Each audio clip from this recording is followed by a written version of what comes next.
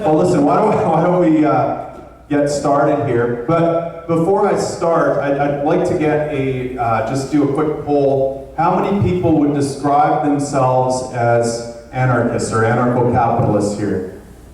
Oh, look, I'm just in time for that. Hey. And how many people would describe themselves as minarchists for a limited government? All right, so it's fairly even here tonight. At the end of this, I'm going to find out if anyone has changed their mind about their position, and that will determine who was the better debater tonight, I guess. Oh, okay, sure. So let's get started with some opening statements. I'm going to keep this fairly informal. I think conversation is good so that they can respond back and forth, but I will have some questions.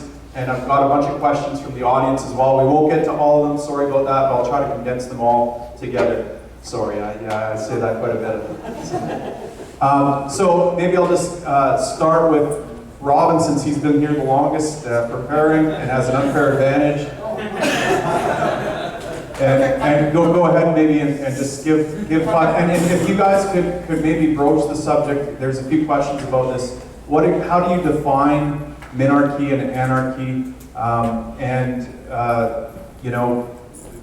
maybe put that into your opening statement as well, the definition, your definition, because I have a feeling that is going to lead to some interesting conversations. Here. Thank you. I believe that you're all going to make your decision as to whether you're an anarchist or a minarchist based on your definition of those terms. And when I first met Adam a few days ago, and we actually discussed this debate. It was the first time I met him. I started on my problem with anarchism thing, because we were trying to work out the format of this debate. And when I was done explaining the problem with anarchism, he turned around and said, well, you're obviously an anarchist to me. So my honest feeling about this is it is going to come down to definitions, right? Now here's my disclaimer. Despite the 50-50 poll we just had, and I'm a little relieved about that, being a minarchist in a minarchist-anarchist debate at the Libertarian Party Convention is like being a Hillary supporter at a Bernie rally, right? So I just wanted to be clear, that I'm doing this because I've been asked to be. Kierkegaard asked to do it. Kierkegaard said, if you label me, you negate me. That's how I feel about both labels, anarchism and minarchism, right? That's my honest feeling. So I'm saying that so as not to prejudice any future run I may make as a libertarian for any office, because I may be asking for your support. So now I'm fully qualified up. First, we know you're biased. That's good. Yes, yeah, indeed. Thank you. So look, here's one definition in a loose sense of anarchism that I think Adam might be tending towards, based on the speech that you gave over lunch, Adam. So I just want to address that. If you believe that it is in human nature that we are, I will now use a load of new agey language that I believe in, and this may not work for you, but if you believe some equivalent of the following, we are, as human beings, we participate in the divine, in the everything that is. The ultimate reality is love. Love is freedom, is life, is God, if you choose that kind of thing. If you believe all of that, and that our mission in life, as it were, we come here to remember our highest selves, to remember ourselves as divine. If you think that we're all love, that we're all tending to the realization of our highest selves, that then an anarchic society is one that you define as one that would reflect that human experience, a kind of higher human experience, i.e. a more highly evolved human experience. If you want to say those people would necessarily have an anarchic society or participate in an anarchic society because they wouldn't want to use force on each other, if you believe that, then that's an act of faith, right? That's a statement of faith about human nature. You're not doing political philosophy at that point, you're doing metaphysics. And I believe Adam did metaphysics on the podium over lunch. Now, here's the giveaway, right? I'm going to concede the whole thing in 15 seconds, and then I'm going to win it in 30, right? I'm going to concede it in 15 by saying, I happen to agree with that metaphysics. I believe we're all just individuations of the divine. And maybe it's some other planet where the society just has no force because there's these ideal, highly evolved beings that we will one day become. will just be some society that has no force in it, that is just love, and love doesn't force. And I'm the guy that writes all the articles about liberty. Liberty is the politics of love. I'm the guy with the libertywithlove.com domains and the liberty with love hashtags. So I really do believe that, kind of deep in my soul, and I know I'm dealing with atheists who believe certain things, but just bear with me a minute. Now here's how I'm gonna now, having conceded it, win it back. Like, look, the proposition that Adam said he wanted to defend was that that society, a stateless society, is inevitable by virtue of our human nature. That is an extremely arrogant position to take because it means you know something that you can't possibly know. Not only do you know, well, it's kind of ironic for libertarians. As libertarians, we believe we don't know enough about human nature. I don't know enough about your life, your nature, to know what's best for you, right? So how can I know enough to be able to say that the ultimate goal of all this, necessarily, which means it cannot be any other way, is a society with nothing that anybody within that society recognizes or experiences as a state, imposing some kind of aggression on them. The reason you have to be a minarchist is this. You can't be sure about that. The epistemically humble position is a minarchist one, because a minarchist says, I know that a government as small as possible is the best kind of government. Sitting here, we don't know that far ahead in the future of freedom. If we can have a zero government society, right? Or a very small government society. Because we don't know, right? You have to be a minarchist. What do I mean? I'm almost done with this opening statement. If he's right, and you can have a zero government, zero state, zero experience of the state, and that's an important distinction, which I will unpack later, then the minarchist is also right? Because the minarchist has got the smallest possible government, which is what he's supporting, and it happens to be zero.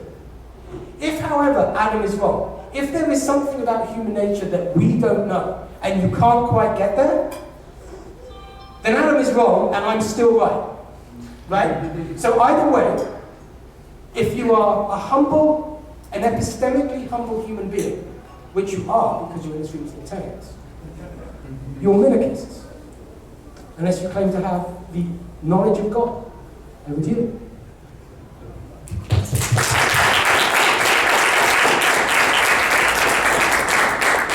Wait, we were supposed to do definitions and you played the love card. That's not fair. You win. Like, yeah, you're right, you win. All right. To define anarchy here first, I'd like to address the term itself, because I don't think we should deny it, but we should understand it and use better messaging. With all due respect to Rothbard, the originator of what most of us subscribe to as Anarcho-capitalism, he took the worst two words possible to describe the most beautiful idea and put them together into one really offensive term, Anarcho-capitalism, guaranteed to offend everyone. So, that being said, I will accept the term anarchist as a label, understanding that what I advocate, what I understand, is a subset of that. Obviously, we are not talking about disorder, we are talking about order and harmony. It is the opposite of what that word has been slandered to come to mean. We are talking about voluntarism, specifically the idea that all human interactions should be voluntary. And again, the definitions of this are very important in parsing out the differences, and some of the distinctions made by Robin here I think are a little specious, but I'm glad that we have gotten down to really the heart of this and how it comes down to human nature and trends and history. And when you say that minarchist is, I will take issue with your definition in a sense, and for the sake of conversation here, no, your definition of your own label is illegitimate, sir. But when you say, I'm a minarchist and I believe in the smallest government possible, and if that might include that the smallest government possible is no government, then you're really more of an anarcho-agnostic, right? When you say I'm a minarchist, it means that, as most people apply it, is that it means that you believe in the existence of a state that should be limited by principle, right? And I think, at least in the short term and the midterm, and what you see as an ideal that's achievable, I don't think you would take, is that fair? You wouldn't take issue with that, correct? The state should be limited based on ethical and moral principles, and it should be guided by what we subscribe to as a shared set of ethics of the non-aggression principle, correct? I can't give you a yes or no because I need to come back to your use of the word state. Agnostic, see? All right. So, one of the things that Robin brought up is about knowledge and predictions and understanding of human nature. And if you understand statism to be coercion, institutionalized coercion, what it requires is an ability for human beings to do violence against other human beings. Without that, the state ceases to be the state. It ceases to be institutionalized coercion without an enforcement class, without people who are willing to do violence against peaceful people on behalf of authority. Now, when you challenge this as a matter of knowledge and human nature, and I actually would cite the historical work of Harvard professor Steven Pinker, who has shown a clear decline in the amount of violence throughout human history. And it's pretty obvious when you stop and think about it, right? Compared to 100 years ago, 1,000 years ago, you could walk down the street a lot more confidently anywhere in the world today in a way that you couldn't. Not that far long ago in human history, it has shown undeniably that this is a very clear trend. Now, I think the burden of proof would be here on Robin to rebut this in order to show that there was that there would be something. You'll get your time. You would have to show that there would be some factor that would disrupt this trend. This very clear, beautiful trend that is rooted in human nature, not just the statistics of a Harvard professor, which simply backs up the fact that as human beings, we naturally know to prefer harmonious, nonviolent, productive relations over violent, coercive relations. The market naturally prefers relationships that are more productive than less productive. The market progresses. The market seeks better information and better solutions. And whether you think it's limited today by the government or not, we still have a free market in most of our human interactions. Most human interactions are not based on coercion. Most of you live like anarchists. You didn't get up this morning and point guns at people for your salaries.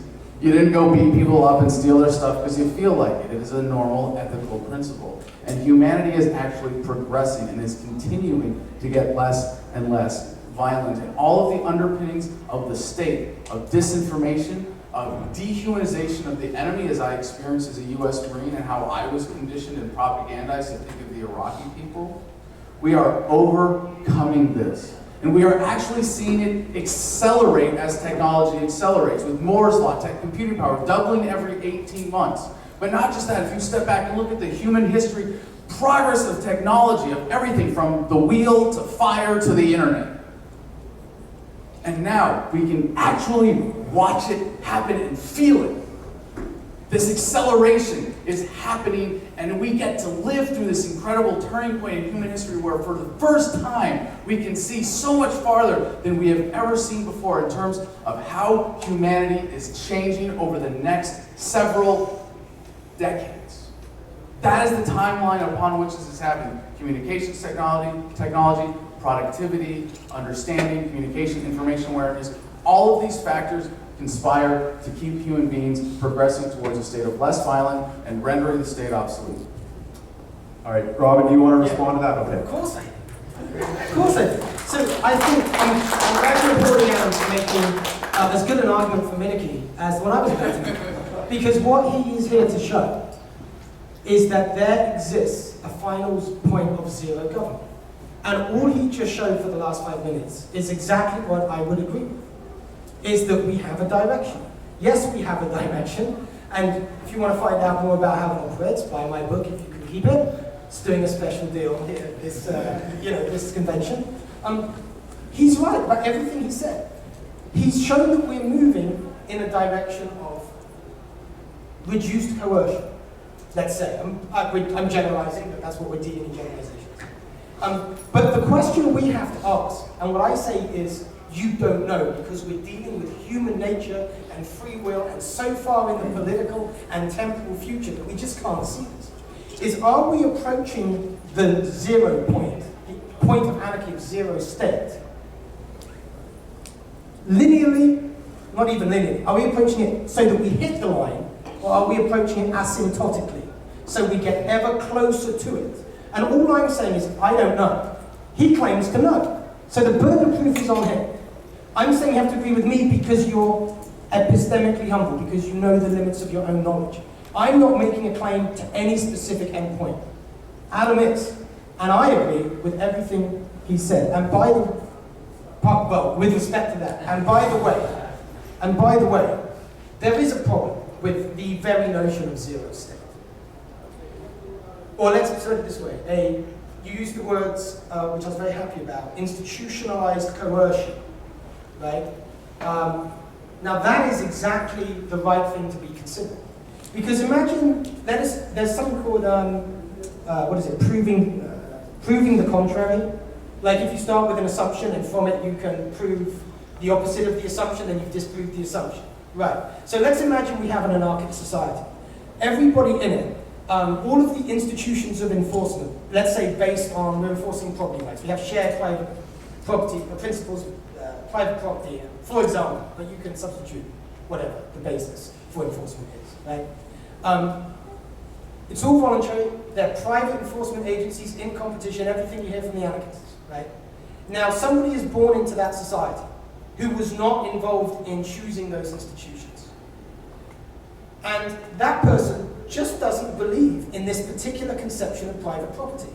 And by the way, in most cultures, at most times throughout history, we have not had what is now the American libertarian, very pure notion of private property.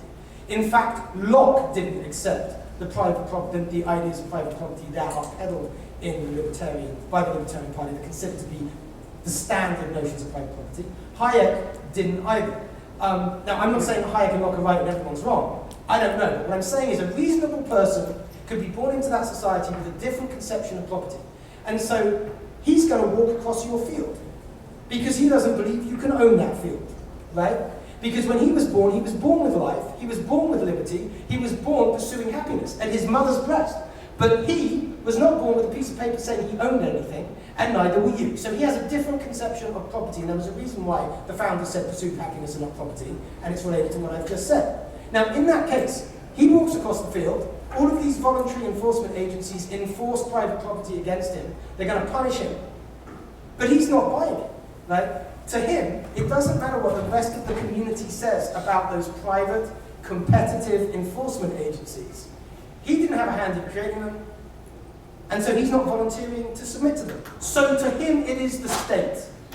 To him, it is institutionalized coercion, right? So if you're saying, yeah, but it's not the state, because we as libertarians have defined it as not being the state, well, that's fine for us, but it's not fine for him. So Adam was right that we should be talking about institutionalized coercion, and when you consider that, these anarchic arguments against the state, or for the possibility of a zero state, are really discussing a distinction without a difference. So the only subjective objection to that is, yeah, but the guy could leave the society. No, the guy can only leave that society and set up on his own. I.e., he's only voluntarily submitted if there's somewhere he can go. But in a world of finite resources where everywhere else there's less free states than the one he's in, there isn't necessarily somewhere you can go. Right? So how can you prove that there is a stable equilibrium that is an anarchic society, an end point? I just don't think you can prove it. And if you can't prove it, you're a minarchist, not an anarchist. All right, before I hand this over to Adam, I'm going to let you respond to that, but I just want to try to wrap my head around what was just said here so that I understand it. So if I understand what Robin is saying, he's saying two things. The first thing is that he seems to think that there's a disagreement, that the main disagreement here is that we can never reach a voluntarist society. I'm saying I don't know. Or that you don't know. The burden is on him. And so he's saying that we can reach it, you're saying that you don't know, and so that's the disagreement. And then you're also saying that that you can't necessarily call a society anarchic if someone is born into that society with a different conception of property rights or something like that. Would that be fair? And therefore experiences enforcement as unwarranted aggression. Okay. Right? So I'm Because gonna, to him, it's a violation of the NAP. right, so I'm going to get Adam to respond to that. Maybe Adam, I'll also get, because one thing I haven't heard yet either is a clear definition of what is anarchy, what is minarchy, what is the state. If you could add that in, and I'd like to hear what Robin has to say about that as well. The state is a territorial monopoly on the initiation of force. Minarchy is the belief that that institution can be valid and restrained by principle, and anarchy is the belief that it can and it should, and as I would say, absolutely will eventually be eliminated. So one of the things that Robin brings up is these institutions that if you're born under, by the way, I just have to point out that we are not quite too tired to like sound really smart and use really big words, but we are probably too tired to understand most of what each other is saying. So there will be clarifications, that's okay, and feel free to interject, right? I'm saying that on behalf of the moderator. If you're born into a society with certain institutions, if they're not forced on you, then you are not being coerced to participate in them. There are many institutions in society today that exist that claim property that you're not coerced into. I mean, the AAA. I'm a AAA member. Is anybody here bothered by the fact that that there's this institution that is going to, in some ways, protect my property rights? Is anybody offended that other people claim private property in this? And I think what Robin is suggesting that if somebody in a voluntary society wakes up and says, wow, gee, I don't really agree with property rights based on self-ownership, I'm just going to walk across your lawn, I'm just going to steal your stuff, and I have a different definition of property rights, yeah, you're going to be aggressed on. I don't think that creates a non-voluntary state, because if there is institutionalized coercion that is not forced upon you simply by virtue of being born in a society, but based on your actions in that society, that's a different circumstance. So the other thing is, basically what you're doing with this, Robin, is coming up with an excuse for theft. Like, hey, if we have a voluntary society and everybody asserts self-ownership and the non-aggression principle, and someone says, well, I don't really agree that that's your property, therefore you can't coerce me, or therefore this is now a society with institutionalized coercion, I think what you've said is actually we don't have a voluntary society because propertarianism, or however you want to define it, is inherent with voluntarism. It's inherent to self-ownership, that if you own yourself, if you own your body, you have the right to own property outside of your body. So if a socialist is born into a capitalist world, that doesn't mean that they have the right to say, we can just steal from other people when I object or disagree with your concept of property rights. One of the things that's really important that I've advocated for in a stateless society is a fundamental right to equitable access to natural resources. Why is it wrong to put up a fence around 1 million acres and just point guns at everybody who tries to trespass on it, right? If you're not actually using that land, if you're not actually, as Locke would have said, mixing your labor with natural, I forget the wording, if you're not mixing your labor with nature to claim something as property outside of your body, you can't claim a legitimate ownership to that. Now, what Robin is pointing out here is very legitimate, that a voluntary society is not the answer to all of humanity's problems, just 99% of them, right? That in a voluntary society, when we get to that point, there are still going to be property disputes. But the cool thing about a voluntary society is that they can all be resolved non-violently. They can all be resolved by withdrawing support. They can be withdrawn by not doing business with people that you don't like. They can be withdrawn by, you can excommunicate people, and we're all familiar with all of the various ways. And when we talk about a voluntary society, a lot of people, well, who's going to build the roads, right? And the answer is, we're not going to need roads where we're going, right? We all know that what we're talking about is not just an immediate set of political positions, but a fundamental change in human society and a continued evolution of human nature. And a voluntary society, a stateless society, is not the end point. What we see in this incredible turning point, what I describe as the asymptote of the human experience. I'm glad that you used that. Are we actually, are we approaching this point of a stateless society and never quite reaching it? No, because this experience of humanity and life right now is exponential. The point at which we abolish the state is going to be when the last remnants of it are finally voted out of existence or just rendered completely obsolete. the establishment of a voluntary society, the abolition of all institutionalized coercion, is not the end point. No, it is the beginning, and the trends that we value as people who care about freedom because we love humanity, because we want to see people prosper, because we want to see humanity succeed and do well and continue to thrive, that's just the beginning. All right, I'm going to let Robin respond to that, and then I'm going to ask a couple questions, just because I want to get to some of the questions out there. I'm going to break something to you guys, you're going to be really upset. None of you believe in absolute property. If you have a house and you own the land, the land, the footprint of the house, right? You could have an absolutist conception of property, whereby T-Mobile has no right to send its electromagnetic waves through over your garden, right? Maybe.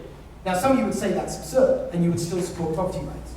Some people would say, no, that's actually right. So T-Mobile, you should be able to demand as a house owner that T-Mobile spends money to make sure that its electromagnetic waves never cross the air above your garden, right?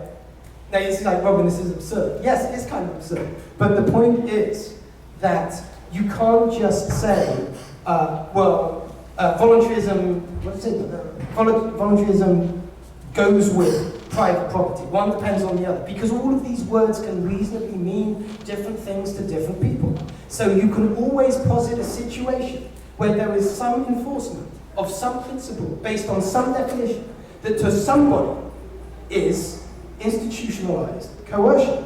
And describing what a voluntary society would look like, Adam, is not the same as explaining or showing that a society so described can actually stably exist. I almost think that's kind of all I need. It's like you're kind of engaging in a black and white kind of fallacy. There's a lot of black and white things here that in the human mind and in the human experience simply are black and white. And since all political systems are only systems in which people participate, they only exist because the people exist, that's hugely problematic. Now, in Anglo history, you then have the problem. I'm just using, I still think I've won the argument already, but if you just want, a little historical side point, the beginning of the Anglo tradition, the Anglo-Saxons, was very libertarian. And the islanders, the Englanders, were getting beaten up by the Vikings. So the original Anglo conception of kingship was actually by consent, and always has been. And it's to defend the realm. So there was an agreement that there would be delegated use of force that was coercive, that then was meted out to generations that followed. Okay? Now, how do you know that under threat from outside, that could never or would never be required to happen? Maybe not, but again, you don't know. And by the way, here we are in the great United States of America, where in 1776 we founded a country in opposition to a tyrannical monarchy. Right? So we moved in the anarchic direction, in theory, but in theory there's no difference between theory and practice. In practice there is, right? So now we have a president who is more of a monarch than not only exists in the monarchy of my native land, but wields executive power, signs executive orders weekly. You have to go back to James II in the 17th century in England to find an executive order, right? So what does this tell us? Human nature. You can't just do this all in theory. It turns out that if you acknowledge the psychological impulse for monarchy, and a monarch is what means that there is one person with more power, official or unofficial, than anybody else, right? A disproportionate wielding of power. It turns out that if instead of trying to match your complex system to a theory, take down the monarch, which is what we did here, and we ended up with one, currently called Obama, right? If you acknowledge it and you give it a silly hat, and you let it exist, and then take all its political power away, you end up with less than of a monarchy, right?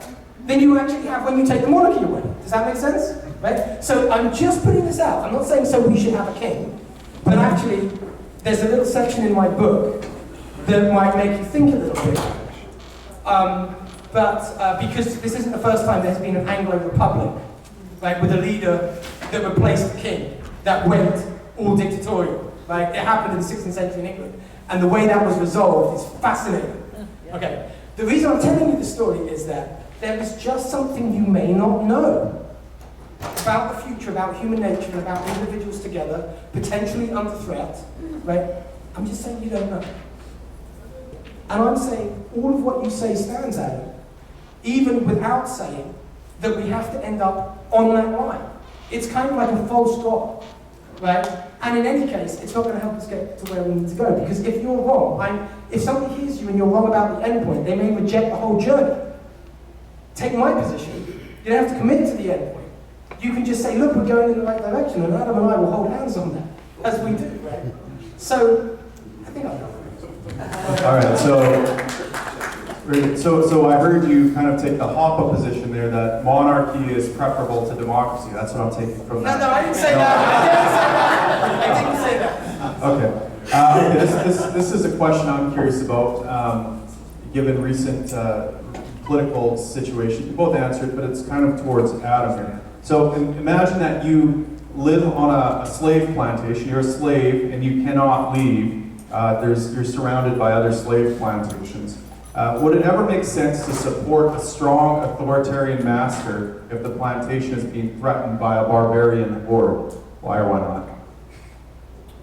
I don't buy a particular part of the premise that you cannot leave, that you cannot hide, that there are no other options.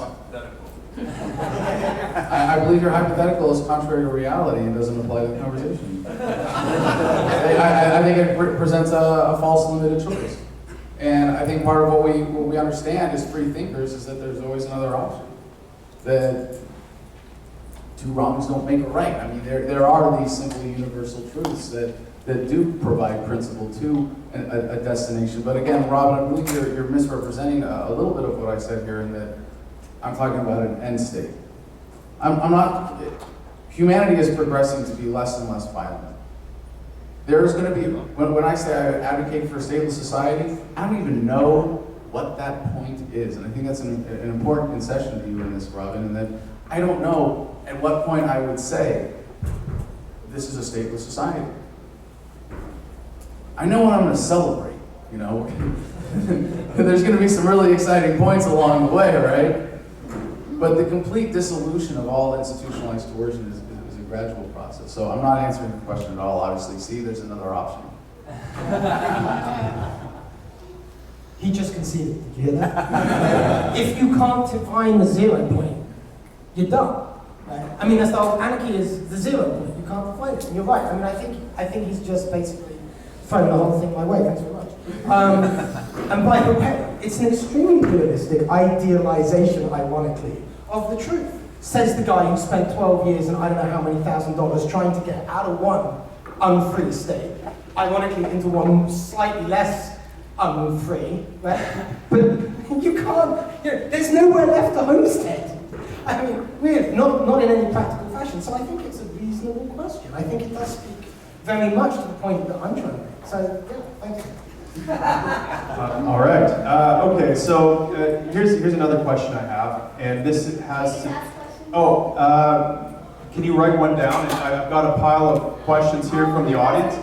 So, but feel free to write one down, and I'll see if they. I won't be able to get to all of them, but. Yeah, please. Now, if I understand the anarchist position, it's not advocating no rules or chaos, but it's advocating no rulers. And so, if that's the case, I hear libertarians always advocate a position of abolish this rule or that rule on the road. Is that the best position to take when it comes to public property, that we advocate for no rules, or should we be advocating for privatization of that property? I'd like to hear your thoughts on that. And I'd also like to hear your thoughts on how that might relate to questions of immigration and the idea that privatized land would be much more limiting towards, say, barbarian hordes migrating around than the typical open borders position of libertarians. So the first is, should we have private property or what? Well, the question is, I guess, the way they relate, and the reason I'm asking is kind of selfish. Now, I told the audience earlier that you know, I consider myself an anarchist, and so these are questions that kind of keep me up at night when I think about things like immigration and different things like that. The question is, given that we are prohibited from privatizing the public land, and that if we were to privatize the land, it's likely that we would control our own immigration, that we would invite people that are peaceful and virtuous into association with us, but we would ostracize those that would deem threats. And so it's likely that we would, in an anarcho-capitalist society, see barbarians' migration patterns very limited and virtuous people's wide open, or something like that. You could also relate it to road rules, for example. You know, I don't like drunk drivers. I'm a paramedic. I deal with these guys all the time, and you know, pick up their carnage. Now, I don't want to see necessarily drunk driving laws repealed. I would prefer to see the rules privatized. So that's the way I tend to think about it. But I'm curious to know what your thoughts are, and whether, you know, whether the whole debate over open borders versus closed borders is just a red herring to avoid the real discussion, which is, should we be privatizing this stuff so we get a proper rule set? That's a very important question. It's a very important distinction. At the presidential debates last night, the issue of licensing came up. Did everybody catch that? Was that not awesome to see licensing being brought to the forefront as an issue, that you don't need government permission to do something that you have a right to do? I mean, that was really cool, but there were some shallow and very imprecise answers on that. And I think the way that Tim phrases the question actually gets to the heart of this. Should you be required for something, to have a license to drive? Well, that's up to the owner of the road. How about that, right? It should be based on that private property standard. If I own a road and I want you to prove to me that you have some capability of using it responsibly, then that's up to me. We can make predictions about where this is going to go in a free society, and the idea of private property being the only legitimate definition of any kind of borders is absolutely the correct ethical propertarian position. So to get to the question of the roving hordes of barbarians in a stateless society, right? I mean, that again is sort of like a who will build the roads question, you know? Who will defend us from people from thousands of years ago who believed in crazy primitive belief systems and thought that murder was a really good idea, you know? Like, just, that's the red herring in this. And when we're talking about the stateless society as the objective, it's not, again, an immediate set of policy positions. And I think as an anarchist, for me, there are people who say, you know, anarchy is something that we want tomorrow, we want revolution, we want to smash the state. I don't want to smash the state. Because as a voluntarist anarcho-capitalist, I believe in this because I understand this based on an objective for me of seeing humanity succeed, of seeing a society of greater harmony and greater love. And so the end goal is, you know, what you say, whether it's possible or not, whether or not, if you see that is the end goal, I think you've conceded, and that you said you agree with the end goal. And there are some caveats to this, to whether or not a stateless society is possible. And we got into this the other night. If the sun expands into the earth before we get there, right? If we blow each other up with nuclear weapons first, sure. And my assertion that a stateless society is inevitable is based on the continuing trends that we see in human history and human progress. And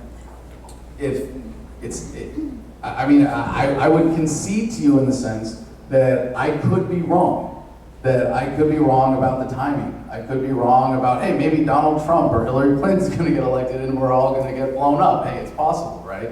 So the end goal as a legitimate objective, whether it's achievable or not, shouldn't determine whether you are, which again, you label me, you negate me, right? So I would label, when you say an anarchist or a voluntarist or an anarcho-capitalist, we think of these as like belief systems. Like your parents were Republicans and conservatives or liberal Democrats, so you're going to be that, or they were Christian or Buddhist or Jewish or whatever it is. And it's not about that. It's a truth that you accept, a universal standard of ethics, certain things about human nature. And the truth is that we are capable of this, and we should strive towards this, and we should find out if it's possible or not. And I think that's the ultimate point of agreement we're going to come to. All right, Robin, do you want to respond to that? Yeah.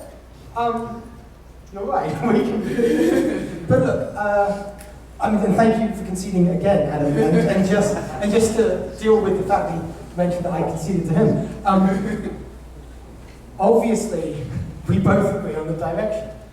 If we've agreed on the direction, that the direction is to reduce the use of institutionalized coercion, right, then obviously we've agreed that we both want to go towards zero, right? But the only reason you can, the only distinction between his position and my position is that he's making a claim that you, well, I think Adam's backed off because he's now conceded the debate. But I mean, the only useful definition of anarchism isn't just that we should go there in some ideal world, because in an ideal world, nobody would hurt anyone anyway, so wouldn't that be great? I mean, you know, okay, obviously we can imagine a hypothetical, but the anarchist position, the substantial position is, and we as human beings can get there. Otherwise, it's a meaningless thing, right? Otherwise, it's just another way of, let's all go in the same direction. So no, I'm not, I think if this debate means anything at all, then no, I didn't concede anything by saying it. But I don't know that that answers your original question too. I think it does, and I have an additional one. This one is for you to start with, and that is, do you think that it might be, it seems like you agree with Adam in terms of the principles underlying this, the metaphysics as you put it. But what I wonder is in terms of the pragmatic issue here. Do you think it might be necessary for a criminal gang to exert a territorial claim over a particular territory in order to protect from predators, and particularly predatory states nearby? What do you mean by criminal?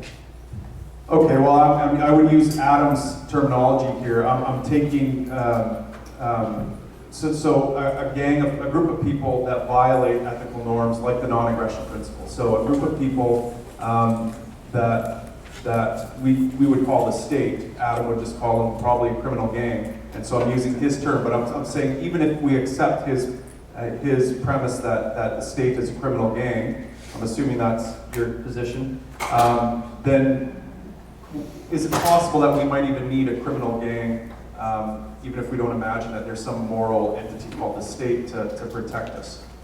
The problem is that your question answers itself by the words that you use. Right?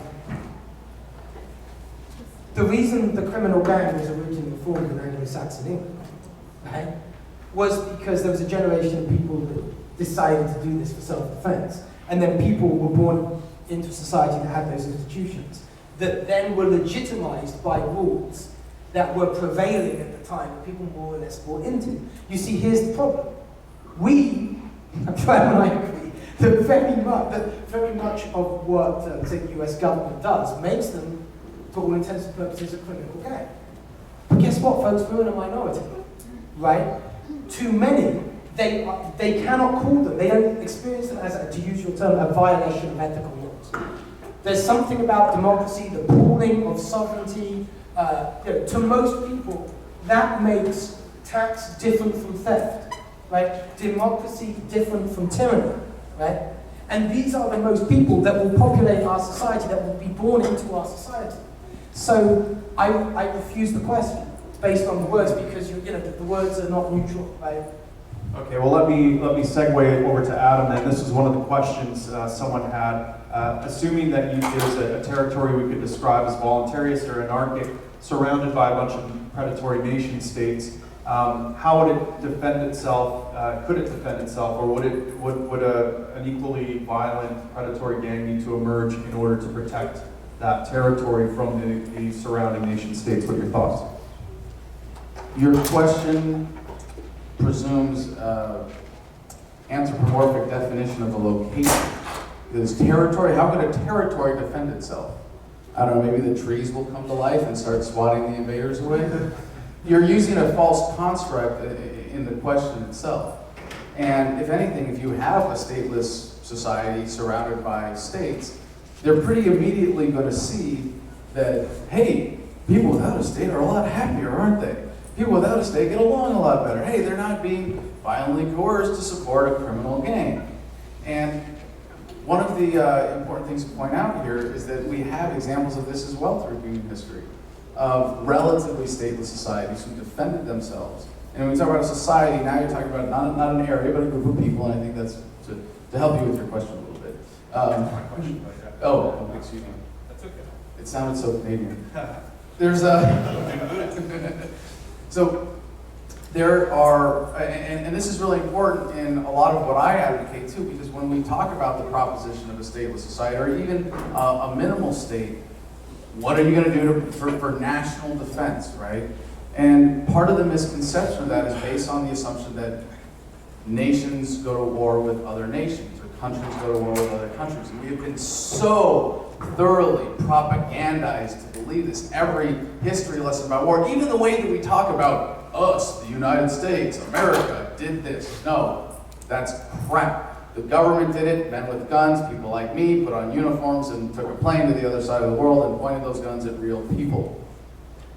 Governments use violence to expand their protection rackets. And if you have an area where the people have refused to be governed, like Afghanistan in recent history, like Ireland in ancient history, said, no, it doesn't matter who you are. You are not going to govern us. We are free people. We refuse to be governed. The state neighboring that area has no legitimate interest.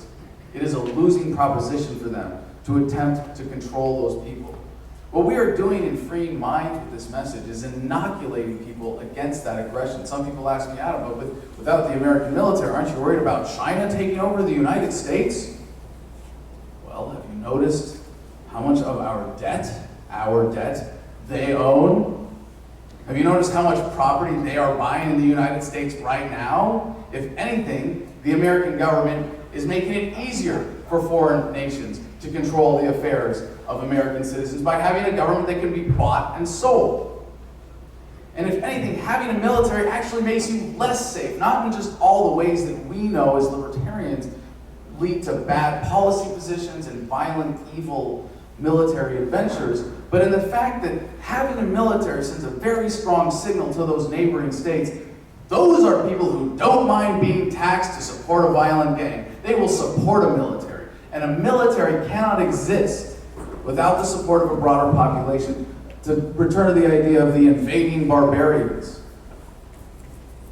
If you don't have the support of your neighbors, of your community, it makes it really hard to say, hey, you know, that being productive thing we've all been doing, you know, helping each other and growing food for each other and making stuff for each other and providing services that we want to consume. Hey, I'm going to stop doing that and I'm going to go kill some people and take their stuff. Can somebody just make food and clothes for me while I'm doing this? You see, it doesn't work. And the premise of a stateless society is not, hey, we just abolish government, but that the paradigm fundamentally shifts. And if I may bring it back to the main narrative here, because we're going to just ignore the questions and go back and forth. Because we're anarchists. Yeah, sorry, exactly. Oh! That's the concession right there. He labeled and negated himself. All right, no, but Robin, I do think, and again, this might be getting to definitions, but more about what an ism is and what a label is. And I'm glad that you mentioned that in your opening here, because in labeling someone an anarchist or a minarchist or a voluntarist or whatever, in a sense, you are talking, you could even define how much do those labels apply. Like, because you could say, well, I'm a minarchist, because you could, if minarchist defines what you believe in as immediate policy change, I'm a minarchist. But if it means what you believe in as the end goal, is the ideal state, heck no. Human beings should not be ruling other people, and we are evolving past this primitive practice. And if you say that that is the end point, even if we may never reach it, I would say that the label applies to you. All right, gentlemen, we've got 10 minutes left, so I think we have to get close to wrapping up. But I would. Can we do a lightning round for the benefit of people who are. Sure. Okay. Let's do this. All right, Robin, can the state exist absent delusions about the use of force? I believe it would be, delusion would be like non-subscribing to the non-initiation of force. So if everyone subscribed to the non-initiation of force, could the state exist? Do you want to take that one? Okay, but the question had delusion in, the word delusion in, and who defines delusion? All right, fair enough. In the sense of delusion, in that it would be ethical to use force in a certain way that would violate us, yes, I think it does require a delusion, and I think the appropriate way of understanding that is in the delusions that are used to manipulate the enforcement class to be able to do violence against peaceful people on behalf of authority. Okay then, so, Yes. okay. It is a fact, and if we have more time we can give hundreds of examples, that people come up with with decision-making processes that they feel legitimizes the establishment of coercive force for a particular purpose. If you say that's delusional, that's an awful lot of collective human activity that is going on, perfectly consistent with the nature of happy human beings, that is all delusional. So I think that would be a very hard thing to claim. Okay, what is the glue that holds society together and makes minimal government, voluntary free market government, and zero government possible? Glue that holds society together, I don't use glue to connect with other people. So just definitions here, obviously this is metaphorical. It's the paradigm that defines the social organization. It's how people think that defines what organization determines how that society comes together. Our pursuit of happiness, given our nature, determines what makes us happy. Okay, Robin, if we agree that a person is born with certain inalienable rights, such as life, liberty, and property, then where did the right to take those rights without someone's consent come from? He's not that kind of minarchist. You can't take, there is no right to take life, liberty, or the pursuit of happiness. As we have seen, property, the definition of property, is problematic, and also a problem for libertarians, does depend on agreement, right? So, again, problems in question. All right, Adam, in many ways nature is amoral. You often speak about modern society transcending towards a more anarchist society. How do you feel about transhumanism and technologies correcting nature's amoral defaults? I don't think there's a problem with nature being amoral. It simply is. And what we superimpose on that is our view of that. What technology is doing is empowering us to essentially be more human, to live higher by our standards of values of love and cooperation and harmony. And I'm a big fan of transhumanism. I will be the second one to put a chip in my brain. and a camera in my eyeball. I think all these things are incredibly empowering, and it's very exciting. I think it's important to face the reality of how these technologies interact with the paradigm today and how we interact with each other, and to be able to look forward and see that technology is fundamentally empowering, and it empowers us to get what we want. And what we all want is to live free, to have our individual will respected, and to be able to love ourselves and love others. Robin, in both an anarchist and minarchist society, the rights of the individual are protected. Do the rights of the people extend only as far as nature allows? Is the earth with unlimited resources to humankind and our rights superior? Are our rights superior? To the earth? Skip the last line. Just take off the last line. Okay, so the question then is, in both an anarchist and minarchist society, the rights of the individual are protected. Do the rights of the people extend only as far as nature allows? Okay, again, problematic question, because if something can, if nature, i.e. reality, only allows something to go so far, then by definition, it can only go so far. By definition, right? Okay, I suspect there'll be a conversation here afterwards to clarify. Adam says he wants to see property use, but who defines whether or not property is being used? Would simply enjoying the view be a sufficient use for land? What if technology is invented that permits property to be used in a new way, i.e. fracking? Must that technology be employed to use the property? That is a great question and so important in looking forward to a stateless society. And one of the things that we get to establish in a stateless society is a socially acceptable standard of what is homesteading, what is property right, you know. And this is essential to me, and it is subjective in how we look for it and what happens in different areas. So if, for example, I go out, I just bought 10 acres in Arizona, I'm building a house, fully off-grid, self-sustaining, Earthship style home. I only got 10 acres because I'm very confident that well into the future, 10 acres will be an appropriate individual homesteading allotment, and that no one will say, well, hey, Adam, you're not using that little corner of your property. You really have to cede that to me. You can't defend that. You're not using it. I'm going to squat on it. But in the future, in a more populated world, perhaps, if someone is, again, fencing off 1 million acres and saying, no, you can't use this because I'm grazing cattle here, well, in order for them to really continue to do that, say you put up a fence around 1 million acres, you're grazing cattle, and there are people around that area who are homeless. There are people around there who could use those resources better than you could. Then the market will not support your cattle operation and buy your meat. And by the way, this is probably happening in a world where we can 3D print food at a molecular level, so all of this is irrelevant. Anyway, if you say, hey, I'm going to fence off 1 million acres to raise cattle, people are going to go, you're freaking nuts, and no one is going to support that business. You are not going to be able to hire anyone to point guns at people to keep them off that property. So this new frontier of establishing what is an appropriate standard, that's the new debate. That's beyond statism. That's a new world, and that is so exciting that we get to have that conversation after we end the state, as we're ending the state, and that we get to see a world where all of those conflicts are resolved peacefully in voluntary actions, not through essential violent authority. I love all the stuff that Adam says, but again, its description of a future reality that I'm sure all of us in this room would love. But it's not that it can only exist in a purely stateless society, whatever that is.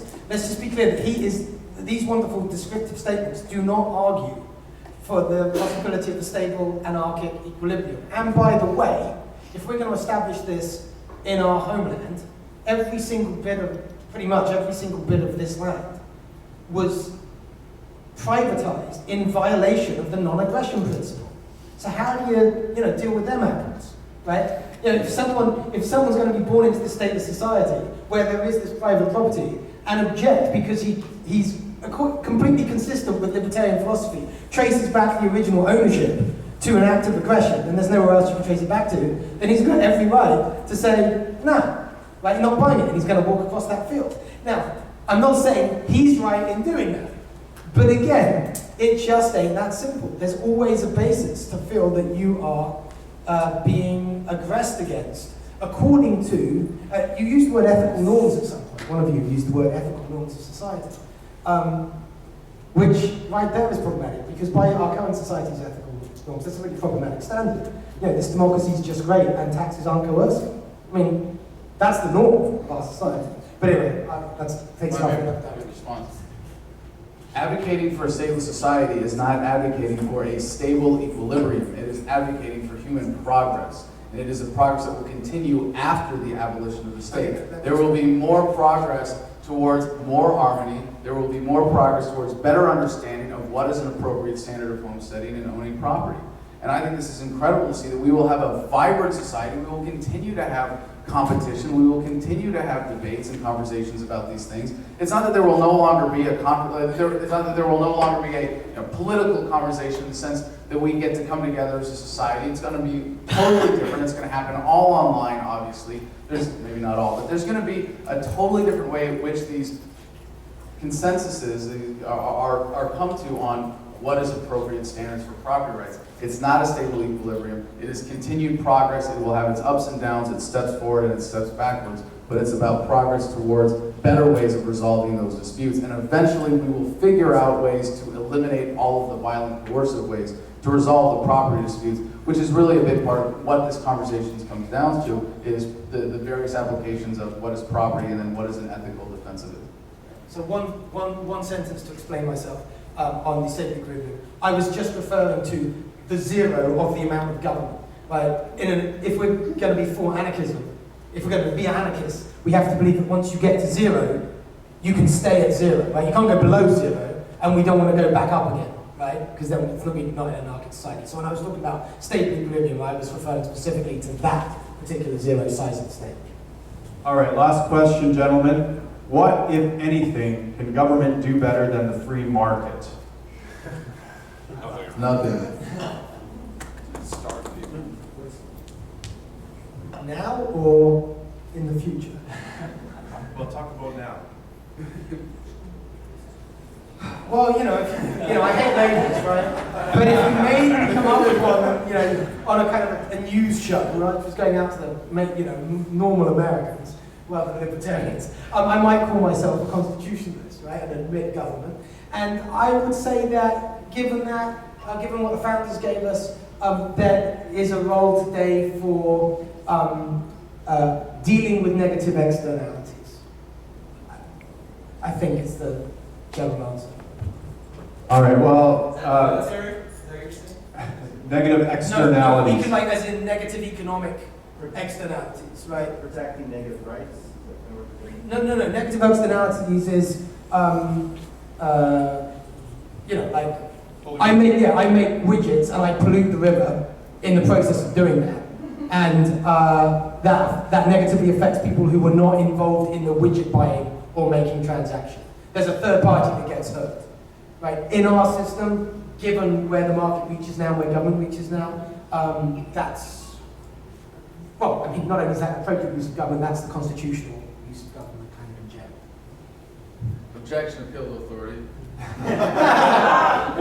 All right, well, I'm not 100% sure that we had a debate here tonight. I'm not sure there was a disagreement at all. But let me poll the audience. Was anybody swayed from their original position? Let's say, was anyone who was an anarchist swayed towards Minarchy by Robin's argument? All right, we got two. Yo, don't be cowards. One and a half. He's kind of agnostic like you are about the whole thing. He's like, okay, what about the other way around? Is there any minarchists that might have been swayed over to the anarchist position? Okay, we've got You stubborn people. You trained both my friends, you guys. three. Can I embrace and? Okay, embrace There it. was- I felt like both of them were, could be applied. One is an ideal philosophy and the other is a practical approach, and you can embrace and simultaneously. Is that not? But maybe, You can do what you want, man. You're free. Because this state says so. All right, well, I'd like to thank you all for attending. I'd like to thank the two debaters tonight.